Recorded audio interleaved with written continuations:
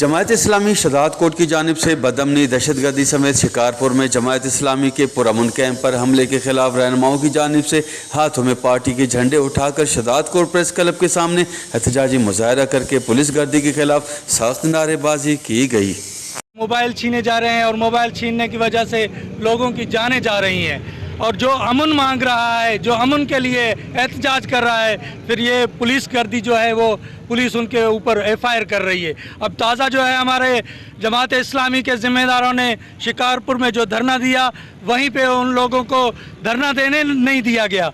बड़ी बात है कि जो अमन मांगते हैं, जो अमन के लिए निकलते हैं, जो कारोबारी लोग हैं, जो अपना हक मांगते हैं, जो पाकिस्तान के आइन में लिखा हुआ है कि अपने जमहूरी तरीके से वो एहतजाज कर सकते हैं, लेकिन जब उन्होंने एहतजाज किया तो उन पे एफआईआर काटी गई। शिकारपुर कुंदन चौक पर जो लगा हुआ था हमारा धरना, उसमें अमीर जमात इस्लामी सूबा सिंध काशिफ बिरादर और अब्दुल समी भट्टी और दूसरे जो जिम्मेदार दोस्त थे, उन पर ये हुकूमत ने ये एफआईआर गलत वो काटी है।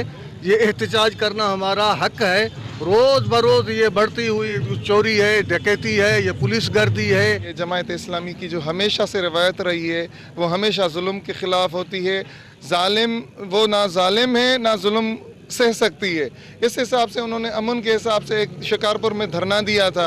उस धरने में जो हमारे जमात इस्लामी के जो रहनुमा थे, उनके हालांकि आप देखेंगे थे कि उनकी जो है ना रोड वगैरह वो भी खुले हुए थे। पुरअमन किस्म का धरना था जो आइन में, पाकिस्तान की आइन में लिखा हुआ है। फिर भी हमारे ऊपर एफआईआर काटी गई है। हमें समझ में नहीं आ रहा कि ये रियासती दहशत गर्दी है या क्या है, जिसकी वजह से हमारे ऊपर इतना जो है ना जो अमन मांगते हैं उन्हीं के ऊपर एफआईआर होती है। जबकि मुजाहिरीन का वश न्यूज़ से बात करते हुए मजीद कहना था कि पुरअमन एहतजाज करना हर शहरी का बुनियादी हक है, मगर अफसोस है कि यहाँ पुरअमन एहतजाज करने के बदले पुरतशद्दुद वाक़यात रूनुमा हो जाते हैं। कैमरा टीम के साथ गुलाम अली ब्रावई, वश टीवी, शदात कोट।